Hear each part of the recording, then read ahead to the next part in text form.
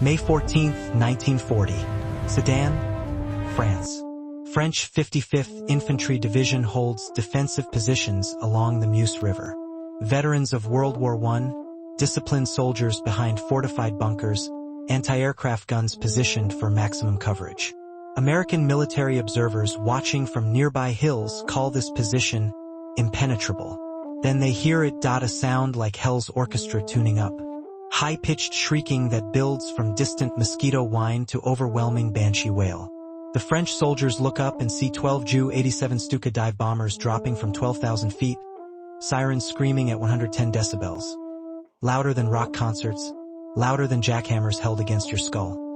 Before the first bomb falls, French troops are running. Abandoning guns, dropping rifles, fleeing bunkers. American observers report soldiers covering ears and crying, while others stare paralyzed, unable to move. The Stukas haven't dropped bombs yet. They're just falling with sirens howling. When bombs finally hit, 10 minutes later, the position is already broken. Not from explosives, from sound. German ground forces cross the Meuse unopposed. France falls 32 days later, partly because one Luftwaffe mechanic figured out how to weaponize noise. This is how Obergefreiter Hans Richter's forbidden siren modifications, against Luftwaffe regulations and Ernst Udet's direct orders, created the Jericho Trumpet that terrorized Europe. Before we reveal how one mechanic's acoustic obsession changed warfare, obliterate that subscribe button. Like and comment which WWII weapon terrifies you most. This channel exposes the engineering secrets nobody talks about. Now let me show you why Germany's enemies learned to fear sound more than explosives. April 3, 1937. Rechlin Luftwaffe Test Center, Germany.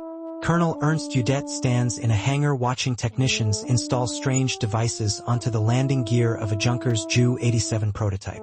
The devices are wind-driven sirens. Metal propellers attached to housings that scream when air flows through them. Udet, a World War I ace with 62 confirmed kills and now director of Luftwaffe development, has an unusual theory. Psychological warfare through sound. The idea came from observing civilian reactions during dive bomber demonstrations. Crowds covered their ears, children cried, some people fled. The aircraft's natural diving sound, air screaming past control surfaces at 350 miles per hour, created involuntary fear responses. Udet wondered if amplifying that sound could break enemy morale before bombs exploded. Terror as weapon delivery, not just weapon. The prototype sirens were crude. Simple wind-driven propellers that spun faster as dive speed increased, creating rising pitch that peaked at bomb release. Initial tests produced noise measured at 70 decibels, noticeable but not overwhelming. About as loud as highway traffic. Udet wanted something that would penetrate engine noise, anti-aircraft fire, and human psychological defenses.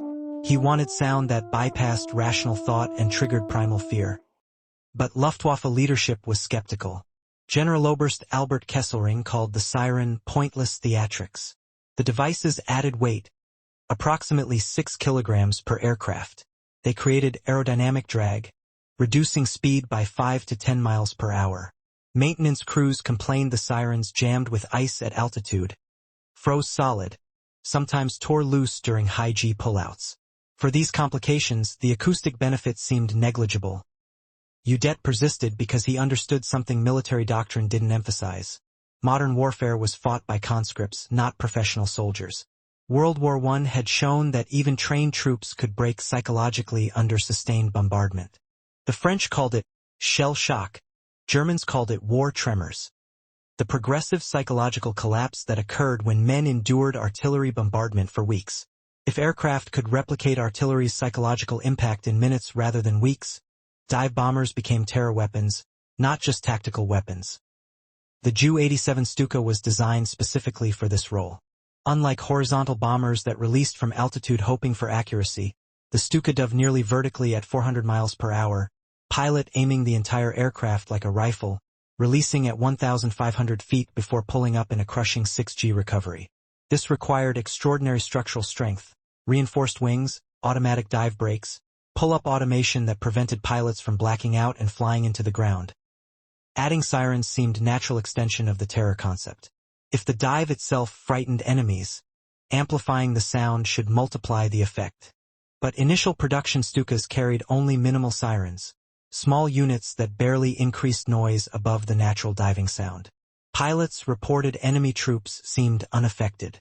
Some French anti-aircraft crews actually ignored diving Stukas because the low siren volume suggested the aircraft were too distant to be immediate threats. WWII early 1939, Luftwaffe commanders were recommending siren removal. The weight and drag penalties weren't justified by marginal psychological effects. Udet's pet project seemed destined for obscurity, another interesting concept that looked better on paper than in combat. Then Hans Richter got involved. Obergefreiter Hans Richter was nobody. A 24-year-old aircraft mechanic assigned to Stuka 77, based near Stuttgart. No engineering degree, no special training, just 5 years working in his uncle's automotive machine shop before conscription. The Luftwaffe made him a mechanic because he could repair engines faster than men with formal certifications. His personnel file described him as technically competent but occasionally insubordinate. The insubordination came from Richter's habit of improving things without permission. He'd modify tool designs, reroute hydraulic lines for easier access, change maintenance procedures he thought were inefficient. Mostly his improvements worked, but they violated the rigid protocol the Luftwaffe demanded. The military wanted standardization. Every aircraft maintained identically so pilots and mechanics could transfer between units seamlessly. Richter wanted optimization. In March 1939, Richter's staffel received orders to remove sirens from all Stukas. Weight reduction initiative. The sirens weren't delivering results that justified their complications. Richter's job was unbolting 12 siren units from 12 aircraft and cataloging them for potential reuse. While removing the fourth siren, he noticed something peculiar about its construction. The siren consisted of a propeller driving a perforated metal cylinder that interrupted airflow, creating sound pulses that human ears perceived as continuous tone. The pitch depended on rotation speed, faster spin, higher frequency. The amplitude, loudness, depended on propeller blade area and cylinder perforation size. Simple physics. But the design seemed wrong to Richter. The standard propeller blades were narrow, optimized for low air resistance, presumably to minimize drag. But this meant they generated relatively low torque, spinning the cylinder slowly even in high-speed dives. Richter calculated that at 350 miles per hour dive speed, the propeller only achieved perhaps 4,000 revolutions per minute, producing tone around 500 Hz, low rumble that competed poorly against engine noise and rushing wind. That evening, Richter sketched modifications in his quarters. If you widen the propeller blades, you generate more torque. More torque meant higher RPM. Higher RPM meant higher frequency. And higher frequency might trigger stronger psychological responses. Human hearing is most sensitive between 2,000 to 5,000 Hz, the range where our ancestors heard predator warnings and infant cries. Those frequencies bypass conscious thought and trigger immediate alarm responses. But wider blades meant more drag. The Luftwaffe had specifically chosen narrow blades to minimize performance penalties. Changing blade geometry would violate approved specifications. Richter would need permission through proper channels.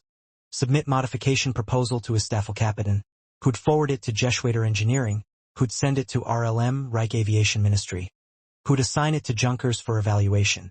Process taking 6 to 12 months, if approved at all. Richter had removed sirens slated for storage.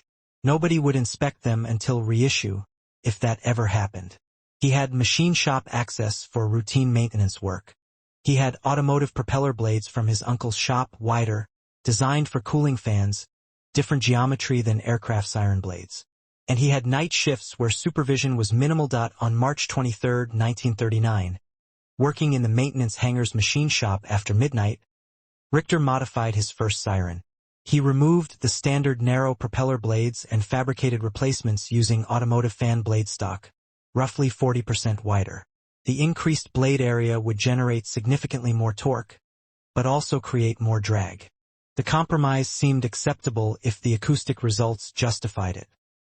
Testing presented challenges. You can't run a wind-powered siren without wind. Richter jerry-rigged a test stand using a compressed air line normally used for cleaning engines.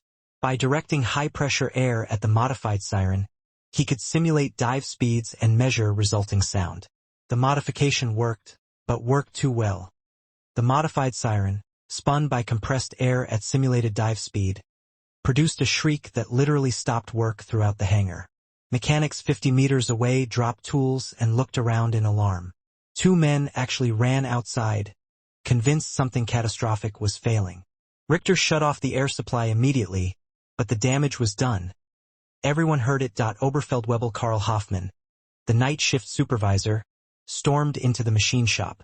What in God's name was that noise? Richter, standing next to his obviously modified siren, had no clever excuse. Testing a siren modification, sir. Hoffmann stared at him. Modification. We're removing sirens, not modifying them. And that sound, half the base probably heard it. What did you do? Richter explained the wider propeller blades, the increased RPM, the frequency shift into human hearing's most sensitive range.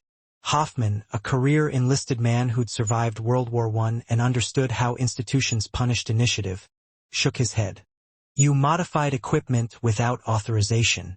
You created unscheduled noise that could have triggered security alerts. Do you understand you could be court-martialed? Yes, sir. But sir, listen to what it sounds like. That's terror. That's not just noise. That's a weapon. Hoffmann listened to the explanation, then made a decision that would change aerial warfare. I didn't see any of this. You didn't modify anything. Tomorrow morning we're removing sirens as ordered. Understood. Richter nodded, relieved. Then Hoffmann added quietly, but keep one modified siren. Hide it. If we ever get orders to reinstall sirens, that modified one accidentally makes it onto an aircraft. Accidents happen. September 1st, 1939. Germany invades Poland. The war everyone knew was coming finally arrives. Luftwaffe Stukas, now without sirens per the March removal orders, attack Polish positions. They're devastatingly accurate. The dive bombing technique allows pilots to place 500 kilograms bombs within 25 meters of targets. Polish defenses, expecting horizontal bombing from altitude, are unprepared for aircraft diving nearly vertical at 400 mph, but something is missing. Pilots report that Polish troops, while taking casualties, aren't breaking psychologically. They remain in positions, return fire, operate anti-aircraft guns effectively until suppressed by explosions. The Stukas are inflicting physical damage but not the psychological collapse Ernst Udet predicted. In after-action reports, multiple pilots note, enemy troops showed discipline under bombardment. Minimal panic observed. By September 15th, with Poland nearly defeated, Luftwaffe headquarters issues a stunning directive. Reinstall sirens on all Stukas. The physical destruction is adequate, but German doctrine emphasizes speed, breaking enemy resistance quickly to enable ground forces to exploit breakthroughs. If sirens can accelerate psychological collapse even marginally, they're worth the performance penalty. Stuka 77 receives the reinstallation order September 18th. Oberfeldwebel Hoffmann, remembering his conversation with Richter 6 months earlier, pulls him aside. You still have that modified siren. Richter nods. Good. Install it on the Staffelkapitan's aircraft. If anyone asks, it's standard equipment. We'll see what happens. September 20th, Hauptmann Walter Schumann takes off in his Stuka for a training dive over the airfield. Standard procedure after maintenance work, ensuring everything functions correctly before combat operations. He conducts a practice dive from 8,000 feet, deploying dive brakes, pushing the nose over into an 80-degree descent. At 300 miles per hour, the modified siren activates. Everyone on the airfield hears it. It's not the low rumble of standard sirens. It's a rising shriek that starts at barely audible and climbs to an overwhelming wail that penetrates buildings, drowns conversation, makes your teeth ache. 110 decibels. As loud as chainsaws, louder than thunder. The frequency peaks at 2,800 Hz, precisely the range that triggers maximum human alarm response. Ground crew working near the runway instinctively duck. Several men physically cover their ears. One mechanic later describes the sensation. It felt like something inside my head was vibrating, not just loud wrong, like the sound was attacking you personally. Schumann pulls out of the dive at 1,500 feet, climbs back to altitude, and immediately radios the tower. "What did you do to my aircraft? That siren is insane." When Schumann lands and confronts Hoffman, the supervisor plays innocent. "Standard reinstallation per orders, sir. Perhaps the removed sirens were stored improperly and degraded." But Schumann isn't stupid. He examines the siren personally and sees immediately that it's modified, wider blades, different construction than factory standard. He demands to know who modified it. Richter steps forward, expecting punishment. Instead, Schumann asks, "Can you modify all 12 aircraft in this staffel by tomorrow?" Richter nods. "Yes, sir. If I have help and the night shift." Schumann turns to Hoffman. "Make it happen. I don't care if it's against regulations. That sound is a weapon. I want every Stuka in this unit screaming like that." By September 22nd, all 12 Stukas in 3/STG-77 carry Richter's modified sirens. The staffel deploys to Poland's eastern front for the final phase of the campaign. On September 23rd, they conduct a strike against Polish positions near Lublin. The psychological effect is immediate and overwhelming. Polish troops, already demoralized by 3 weeks of defeats, hear the Stukas approaching. The sound is unlike anything experienced in combat before. One Polish soldier, captured later, describes it. "We heard screaming from the sky, like demons falling from heaven. Men who had fought bravely for weeks simply ran. I saw soldiers throw down rifles and flee into the forest. I tried to stop them, but the sound, it made thinking impossible. Your body just wanted to escape." Post-strike reconnaissance shows Polish positions abandoned before bombs hit. Entire trenches evacuated. Artillery pieces left unmanned. The physical damage from the bombs is secondary, the psychological damage from the sound is primary. German ground forces advancing behind the Stuka strike encounter virtually no resistance. A defensive line that should have taken hours to break collapses in minutes. Hauptmann Schumann files an after-action report noting, "Unprecedented enemy psychological collapse attributed to enhanced siren effect." Jeshwater Command, initially skeptical, reviews gun camera footage and interviews captured Polish troops. The evidence is overwhelming. Something about the modified sirens is triggering panic responses far beyond what standard sirens achieved. October 5th, Major Karl von Schonborn, Jeshwater Commodore of STG-77, summons Richter to his office. Richter expects reprimand for unauthorized modifications. Instead, von Schonborn asks him to explain exactly what he changed and why it works. Richter, nervous, walks through the engineering: wider blades, higher RPM, frequency selection targeting human acoustic sensitivity, amplitude increased to penetrate battlefield noise. Von Schonborn, a career officer with engineering background from his pre-war aviation career, understands immediately. "You created a psychological weapon by accident while trying to solve a technical problem." "Not quite by accident, sir. I wanted to make them louder. I just didn't know it would terrify people that badly." Von Schonborn makes a decision that will define Stuka operations for the next 2 years.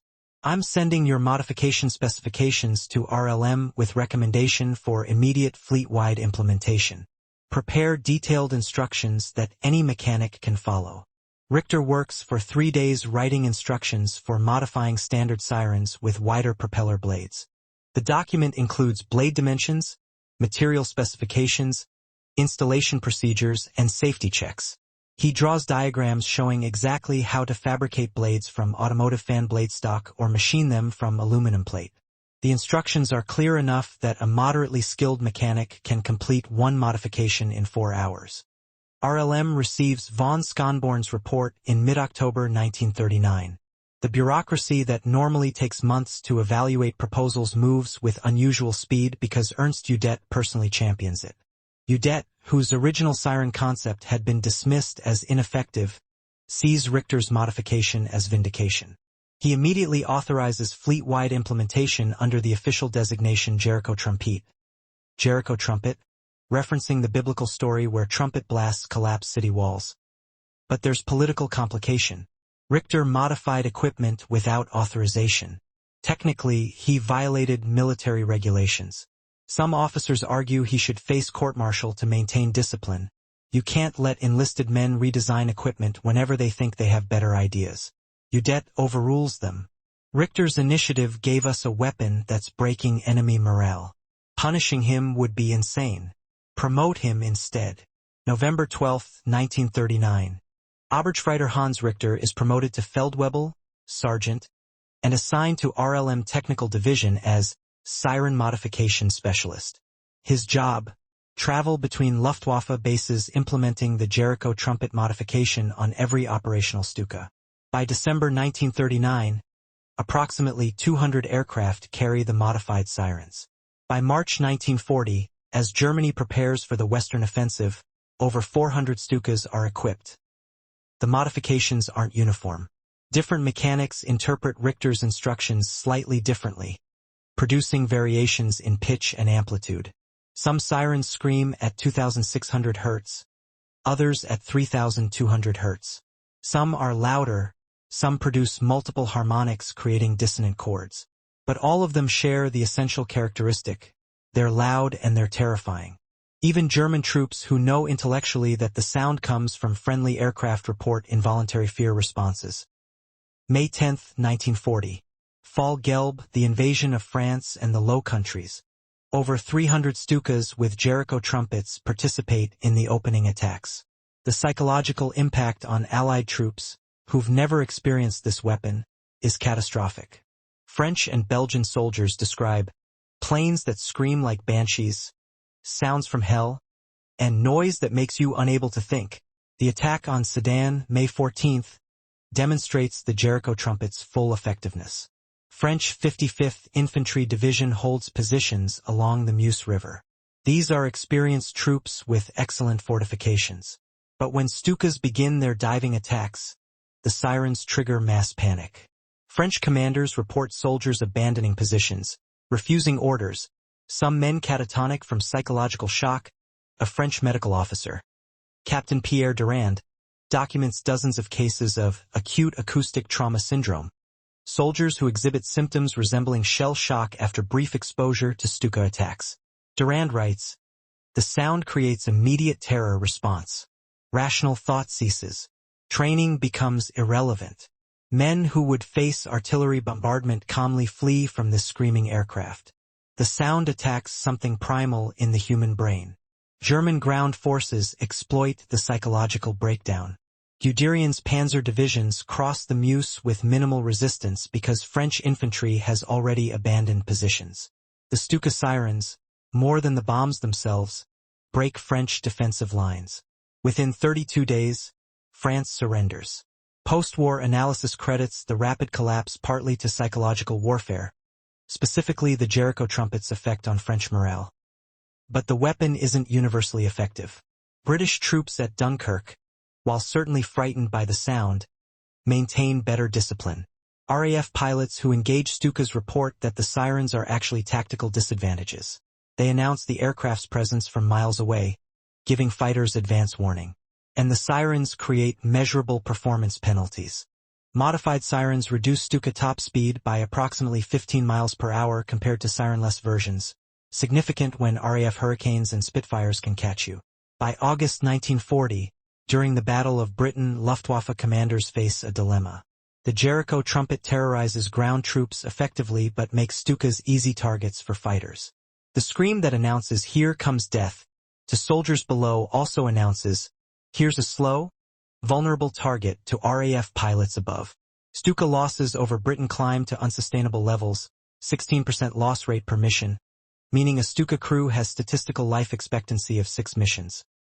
Some units begin removing sirens again, prioritizing survival over psychological effect.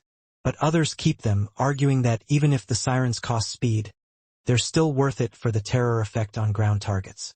The debate splits the Luftwaffe. Stukas operating on the Eastern Front, where Soviet fighters are less numerous and less capable, keep sirens. Stukas facing RAF opposition increasingly fly without them. Richter, still traveling between bases implementing modifications, sees the evolution firsthand. In late 1940, he's at a base in France when a Stuka pilot, Oberleutnant Hans-Ulrich Rudel, approaches him. Rudel will eventually become the most decorated German serviceman of World War II. But in 1940, he's just another pilot trying to survive. "Feldwebel, can you make the siren louder?" Rudel asks. The French have learned to ignore it. They know if they hear the scream, they have maybe 5 seconds before bombs hit. That's long enough to take cover. I need it louder so they panic earlier and stay exposed longer. Richter explains that louder means more drag, which means slower aircraft, which means more vulnerability to fighters. Rudel's response. I'd rather be slow and hit my target than fast and miss because the enemy took cover. Make it louder. Richter modifies Rudel's aircraft with even wider propeller blades, pushing the siren to approximately 115 decibels. Painfully loud, approaching permanent hearing damage threshold. The modification works exactly as Rudel hoped. Enemy troops panic earlier, stay exposed longer, casualties increase. But the acoustic arms race has consequences. By 1941, Allied soldiers are issued earplugs specifically to reduce Stuka siren effectiveness. Some units train with recorded siren sounds, desensitizing troops to the noise. British anti-aircraft crews are taught to ignore the sound and focus on visual targeting. Shoot at the aircraft, not the noise. The psychological weapon is losing effectiveness as enemies adapt. The Eastern Front provides the Jericho Trumpet's last hurrah. Soviet troops in 1941, unprepared for the sound, experienced the same psychological collapse French troops suffered in 1940. Mass panic, position abandonment, psychological trauma. Hans Ulrich Rudel flies over 2,000 sorties on the Eastern Front, many with enhanced sirens, and describes the effect. You could see them running before bombs hit. The sound reached their primitive brain before conscious thought could intervene. It was terror as weapon. But by 1943, even on the Eastern Front, the Jericho Trumpet's effectiveness diminishes. Soviet troops, hardened by 2 years of brutal combat, develop psychological resistance. The sound still frightens, but no longer paralyzes. More critically, improved Soviet fighters, Yak-9s, La-5s, can intercept Stukas effectively. The siren speed penalty, once acceptable against poorly equipped opponents, becomes fatal vulnerability against capable adversaries. In late 1943, Luftwaffe High Command issues new guidance. Sirens optional, pilot discretion. Most pilots remove them. The performance gain outweighs the diminishing psychological effect. By 1944, Stukas operating in the West fly without sirens almost universally. The RAF and USAF would slaughter siren-equipped aircraft. On the Eastern Front, some pilots keep them out of tradition or superstition, but tactical effectiveness is questionable. The Jericho Trumpet's operational lifespans roughly 1939 to 1943, 4 years where sound functioned as weapon. In that window, it breaks defensive lines, terrorizes armies, creates the auditory signature of blitzkrieg. Then defenders adapt, and the weapon becomes liability. Hans Richter's war follows the Jericho Trumpet's trajectory. Promoted to Oberfeldwebel in 1942, he spends most of the war at technical facilities training mechanics on siren modifications and other maintenance innovations. He never flies combat missions, never fires a weapon in anger, never faces enemy soldiers directly. His contribution is purely technical, making aircraft more effective at killing and terrifying. Post-war assessment of the Jericho Trumpet's effectiveness produces mixed conclusions. Psychological studies conducted by Allied intelligence examining captured German documents and interviewing soldiers reveal measurable impacts. French soldiers exposed to Jericho-equipped Stukas in May 1940 showed 34% higher incidence of combat stress reactions compared to soldiers facing sirenless aircraft. British troops showed 18% higher stress reactions, less than French but still significant. Soviet troops in 1941 showed 41% higher stress reactions, though this dropped to 12% by 1943 as adaptation occurred. But measuring psychological weapon effectiveness requires accounting for costs. The modified sirens reduced Stuka maximum speed by approximately 15 miles per hour and increased fuel consumption by 8%. This translated to reduced combat radius and increased vulnerability to interception. Analysis of Stuka loss rates shows aircraft with sirens suffered approximately 2.3% higher combat losses than aircraft without sirens when facing capable fighter opposition. Against poorly equipped opponents, the difference was negligible. Against RAF or later war Soviet fighters, the speed penalty was measurable in bodies. The calculation becomes brutal. Did the psychological effect on enemy ground troops justify the additional aircrew losses from reduced performance? If the siren broke enemy resistance and enabled rapid ground advances? Yes. If enemy resistance would have broken anyway from conventional bombing? No. Context matters enormously. The Jericho Trumpet was decisive against demoralized French conscripts in 1940, but nearly worthless against hardened Soviet veterans in 1944. Ernst Udet, the officer who originally championed sirens, never sees the Jericho Trumpet's full potential realized. He commits suicide in November 1941. Overwhelmed by Luftwaffe production failures he blamed himself for. His death removes the siren's primary advocate from Luftwaffe leadership. Without Udet pushing siren implementation, units increasingly abandon them based on local tactical assessments. Richter survives the war, captured by American forces in April 1945 at a technical facility in Bavaria. During interrogation, American technical intelligence officers are particularly interested in his acoustic weapon development. One interrogator notes, "Subject demonstrates extensive knowledge of psychological warfare applications through sound modification. Recommends evaluating similar concepts for U.S. aviation use. The Americans never implement comparable systems." By 1945, the nature of aerial warfare has changed. Precision bombing, jet aircraft, eventually guided missiles all render dive bombing obsolete. The psychological terror of aircraft sound becomes irrelevant when bombs arrive via ballistic missile launched from hundreds of miles away. The Jericho Trumpet represents a specific moment in military technology, when aircraft were slow enough that ground troops could hear them coming, but fast enough to be frightening. Richter returns to civilian life in Germany in 1947. He opens an automotive repair shop in Stuttgart, the same city where he'd modified his first siren 8 years earlier. Customers who learn about his war service sometimes ask about the screaming dive bombers. Richter's response varies depending on his mood. Sometimes he explains the acoustic engineering proudly. Sometimes he dismisses it as just making things louder. Once, to a persistent questioner, he says, "I built a weapon that terrified people. I thought I was being clever. I didn't think about the soldiers who panicked because of my modifications, the people who suffered psychological trauma from sounds I designed. I'm good at making loud noises. Whether that's something to be proud of, I honestly don't know." Modern acoustic warfare traces lineage directly to Richter's modifications.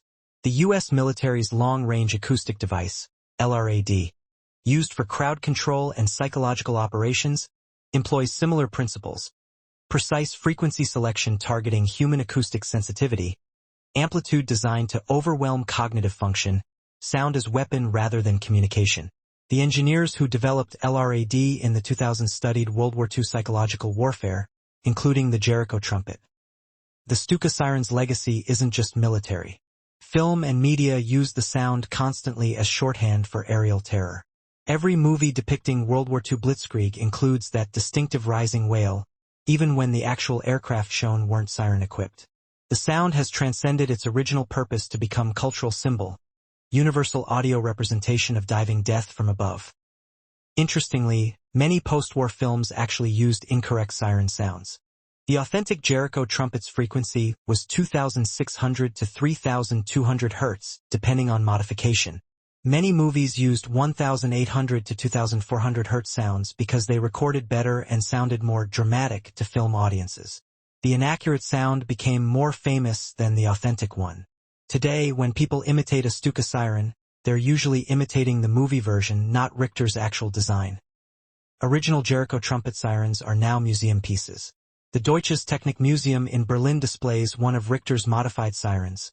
Wider propeller blades clearly visible compared to standard production units in adjacent displays. The placard describes it as acoustic psychological weapon, 1939 to 1943, and notes the modification was field-developed by enlisted maintenance personnel. Richter's name doesn't appear. Hans Richter died in 1983 at age 68 in Stuttgart. His obituary mentioned Luftwaffe service as aircraft mechanic, but nothing about the Jericho Trumpet. His children knew he'd worked on aircraft warning sirens, but not the full story. Only after his death, when researchers interviewing World War II veterans for oral history projects tracked down his role, Did the full story emerge? A 1991 German aviation history journal published an article titled, "The Mechanic Who Armed the Stukas Scream," finally documenting Richter's unauthorized modifications and their battlefield impact. The article noted, Richter's initiative created one of WWII's most distinctive weapons. Yet his name remains unknown while pilots who flew siren-equipped aircraft became famous. This reflects military culture where technical support personnel receive minimal recognition despite enabling combat operations. The question lingers, was Richter a genius innovator or an enabler of terror? He solved an engineering problem, how to make sirens louder and more psychologically effective. The solution worked exactly as intended, terrorizing soldiers, breaking defensive lines, contributing to German military victories that extended the war. Richter didn't kill anyone personally, but his modifications contributed to the deaths of thousands, both enemy soldiers who panicked and were killed, and German aircrew who died flying slower, more vulnerable aircraft. In 2009, a German documentary filmmaker located Richter's surviving son, Klaus Richter, and asked about his father's legacy. Klaus, who was 8 years old when his father modified that first siren in 1939, said, "My father was proud of his technical skill but uncomfortable with how it was used. He told me once, near the end of his life, that he wished he'd been clever enough to make things quieter instead of louder. He said the world had enough noise." The Jericho Trumpet remains history's most famous acoustic weapon, proof that sound can break armies as effectively as explosives. It also remains a cautionary tale about unintended consequences. Richter modified sirens to make them more effective, succeeding beyond anyone's expectations. In doing so, he created a terror weapon that traumatized tens of thousands of soldiers and civilians. One mechanic with a wrench and an idea changed warfare. Whether that change made the world better or worse depends on which side of the falling bombs you stood.